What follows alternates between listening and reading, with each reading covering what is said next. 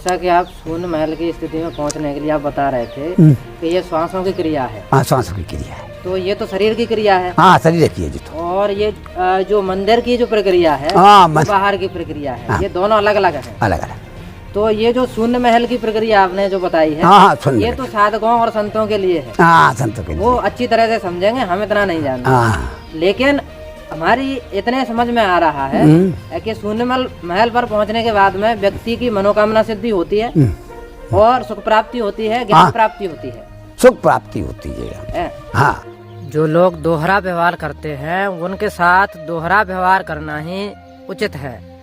मैं ऐसा इसलिए कह रहा हूँ साथियों, क्योंकि जब इन संत जी के पास में मैं विद्यार्थी जीवन में गया था, तो जैसे ही मैं इनके पास में पहुंचा तो इनका खाने का टिफिन इनके पास में रखा हुआ था। लेकिन मेरे पहुंचते ही, मंदिर में एंटर होते ही, यह मुझसे बात करने की बजाय टिफिन को दूर रखने के लिए चले गए। उसके बाद साथियों, परिपक्वता हासिल करके जब मैं इन संत जी के पास में गया, शिक्षा पूर्ण करके इन संत जी के पास में गया, तो इनके व्यवहार में कोई परिवर्तन नहीं हुआ। यानी कि मैं जब इनके पास बात करने के लिए गया तो फिर से यह ऐसा ही करते हैं। मंदिर के जो गेट हैं वो बंद कर देते हैं मुझसे बात करने की अपेक्षा। लेकिन फिर मैं इनसे निवेदन करता हूं कि मैं आपसे बात करने के लिए आया हूं, तो ये बात भी करते हैं, लेकिन सबसे पहले मंदिर का गेट बंद करते हैं। ये मैं इसलिए इस बात को बोल रहा हूं कि जो दोहरा व्यवहार रखते हैं उनके साथ में दोहरा व्यवहार करना ही उचित है। क्योंकि ज्ञान चर्चा के दौरान यह शून्य महल की बात कर रहे थे और यह खोज में थे।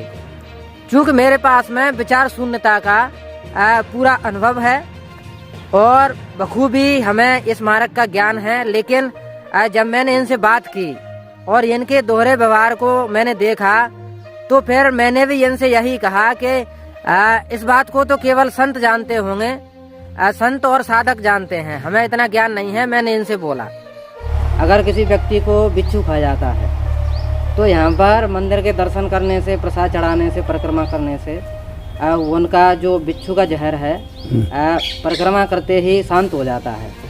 ऐसा हमने लोगों के मुंह से सुना है और ये नहीं कि किसी दूसरे के मुंह से सुना है।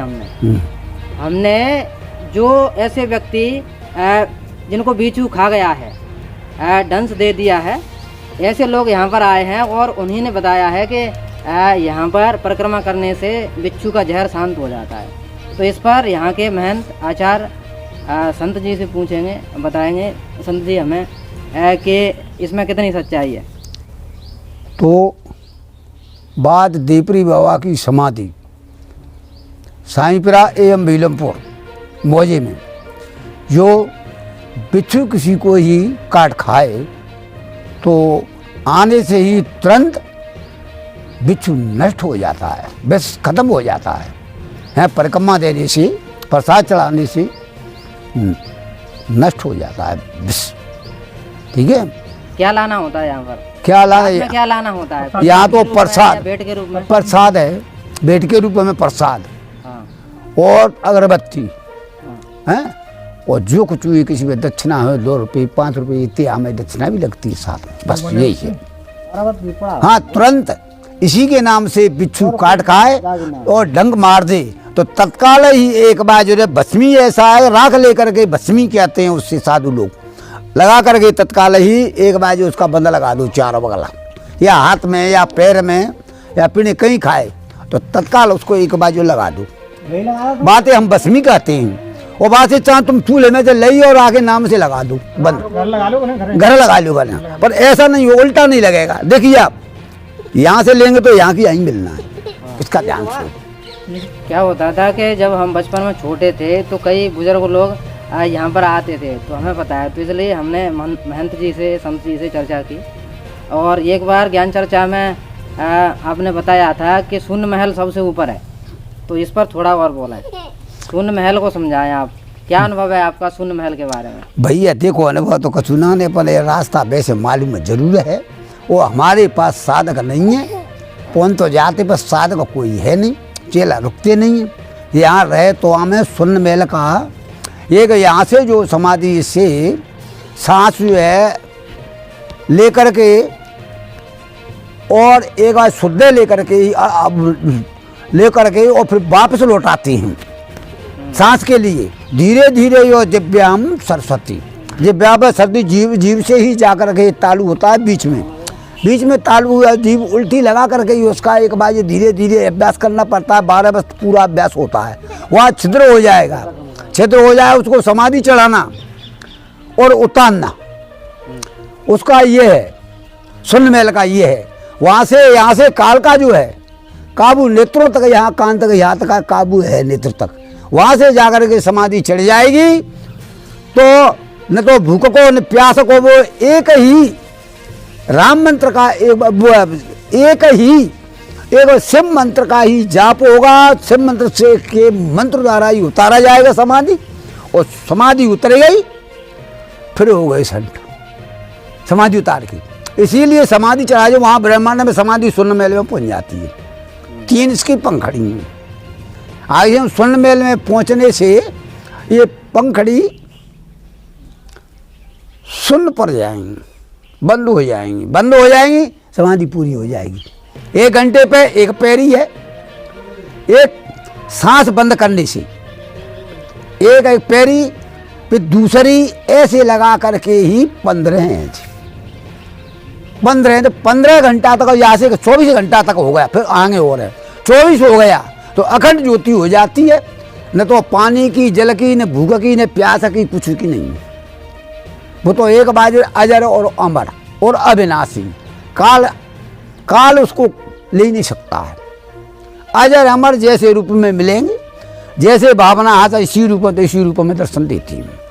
अब भी कलयुग में, मतलब हाँ सुनो, कलयुग में हमारे ग्राम बिलमपुर साईपुरा, वहाँ जा कर के ही एक जो एक्सीडेंट हुआ था, किसमें, उसका नाम है रामजी लाल, उसके पिता का नाम है करण सिंह, और मांगीलाल का भाई सीताराम को भाई है। वहाँ जा कर के गुना जिले में यहाँ से कामर के लिए गया था, तो वहाँ जा कर के ही उसमें तारीख निकल चुकी। तारीख निकलते हुए वही पैंट बुरसट पैर करके, और एक बार कहाँ गुना तारीख जाए करी जाने, तारीख कर गए। वकील ने कहा है आपने फ़ोन किया है भाई, एक बार जो हम तारीख हमारी निकल चुकी, हमारी तारीख है, क्या हुआ? अरे तुम एक बार जो क्या भांग पी रखी है क्या?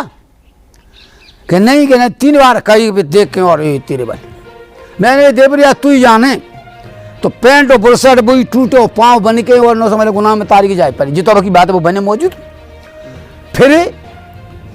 फिर और हुआ एक यहीं प्रकार अपन आई, तो आमा जा कांवर में जाते हैं, थकावट हो जाती है, वो उसको पुकारते हैं, तो तत्काल बीच कांवर में तत्काल ही एक बात जरूर है, वो हो जाता है हैरान, थकावट वगैरह, जुकाम, खांसी, बुखार तत्काल ही नष्ट हो जाता है। गंगा जी से जो कांवर लाती हैं तत्काल नष्ट हो जाता है, सारा हरापन दूर हो जाता है। हाँ, आज तक इतनी वर्ष हो गई, आज तक कांवरे को गए हैं तो किसी की कांवरे आज तक ढका नहीं हुआ, न बिगड़ी है इसके नाम से। इसीलिए जाकर के तो दूर है, जीरो जी जाएंगे सैदपुर में जाकर के ही उसका बच्चा बीमार था पटवाई का। अब कैलाश में रहता, पटवाई तो खत्म हो चुका, अब बाने बागो म्यादी निकालो, उसमें बन गया म्यादी बन गया। वहाँ से पहले कठौल बैठ था, पर उसको ऐसा 50 के वर्ष रह गई, 50 के वर्ष रह गई। तो हम वहाँ से जब ताबुल पिता बागो यहाँ से जाकर एक कलेक्टर, जब कचुई चीज़ें नहीं है बने पहले, वहाँ जा कर के ही फिर कही ले दे प्रिया मार के पार, मेरा बच्चा 8 दिन बोल बंद है, मार के पार बाबा। और कलेक्टर साहब की ड्यूटी यही नहीं, कोई कुछ काम नहीं, वहाँ नहीं मिला तो सस्पेंड किया जाएगा।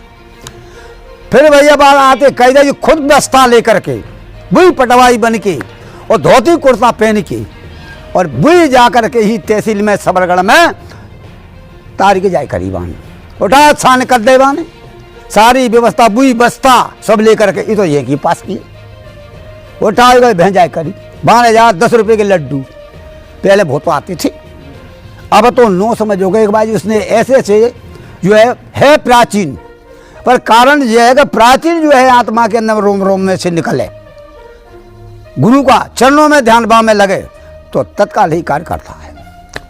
और तत्काल ही यहां पर उचाड़ का गयालाल यहां से में रट्टा हुआ था, वो जाकर के पनिया जूता दहे थे पहले हमें करे, अभी तो भोग लिया। उनको एक बार वो भी लगी थी, थोड़ी बहुत सजा लगी थी, सारा काम है फिर वो हुआ। तो इसमें जाकर के जब रोए तो हैते जाके एक बार उठा भीतर वो डूबा।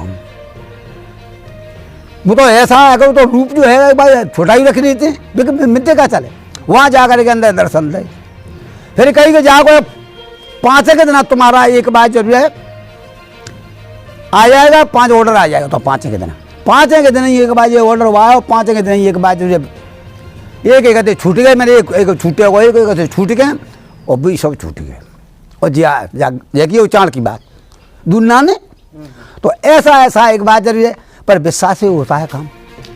इनकी 11 समाधि एक थोड़ी है, 11 समाधि में कहाँ तक करेंगे, यहाँ से वहाँ भी जाते हैं, ट्रेन तो थोड़ा बहुत लग जाते हैं, फिर सुनते हैं भैया काल के लिए तो भैया एक बार वो तो नहीं है, अल्प के लिए निकाल देते। जैसा कि आप शून्य महल की स्थिति में पहुंचने के लिए आप बता रहे थे कि ये श्वासों की क्रिया है। हाँ श्वास की क्रिया है, तो ये तो शरीर की क्रिया है। हाँ शरीर की है जी। तो और ये जो मंदिर की जो प्रक्रिया है, हाँ बाहर की प्रक्रिया है, हाँ, ये दोनों अलग अलग है। अलग अलग।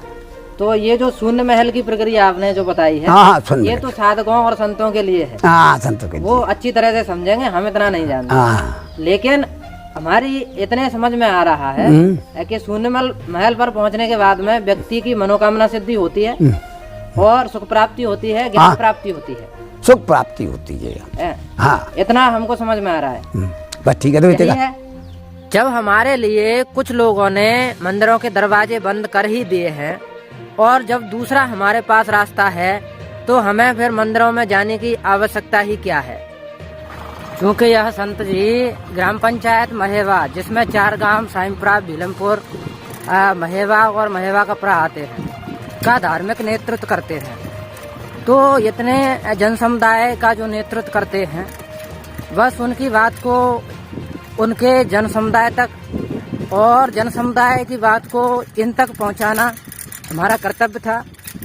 और यदि किसी को ऐसा लगता है कि हमें मंदिर जाने से ही सुख की प्राप्ति होती है, ज्ञान की प्राप्ति होती है, तो वह पूर्ण रूप से स्वतंत्र है, वह मंदिर जा सकता है। और यदि कोई मंदिर नहीं जाता है तो उसका मतलब कदापि नहीं है कि वह नास्तिक है। शरीर की क्रियाओं के द्वारा भी आध्यात्मिक व्यक्ति सफलता हासिल करते हैं, ज्ञान प्राप्ति करते हैं, दुख मुक्ति तक पहुंचते हैं। साथियों, मीडिया का काम होता है जनता और नेतृत्व के बीच में सामंजस्य बनाए रखना, एक पुल का निर्माण करना। तो हम बस इसी भूमिका को अदा करते हुए, हमें यह आपत्ति बिल्कुल भी नहीं है कि कोई मंदिर जाता है या नहीं जाता है। लेकिन हाँ, अगर कोई मंदिर नहीं जाता है तो इसका आशय बिल्कुल नहीं है कि वह नास्तिक है। जैसा कि संत जी ने बताया है कि यह एक शरीर की क्रिया है और शरीर की क्रिया के द्वारा ही ज्ञान प्राप्ति और दुख मुक्ति तक पहुंचा जा सकता है। तो साथियों, मैं इसी के साथ मैं आपसे अपील करता हूं कि आप हमारे चैनल पर नए हैं तो हमारे चैनल को सब्सक्राइब करें, लाइक करें, कमेंट करें और सभी दोस्तों में शेयर करें। साथियों, धन्यवाद।